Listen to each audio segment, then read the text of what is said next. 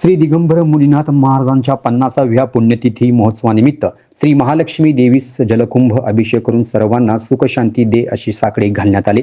श्री दिगंबर मुनीनाथ महाराजांच्या 50व्या पुण्यतिथी महोत्सवानिमित्त सुख शांती लाभण्यासाठी 50 जलकुंभ अभिषेक करण्यात आलं।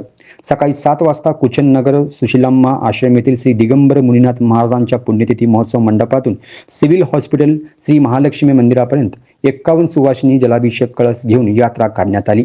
श्री महालक्ष्मी मंदिरात जलाभिषेक व दुग्धाभिषेक करून महापूजा व महाआरती करण्यात आले।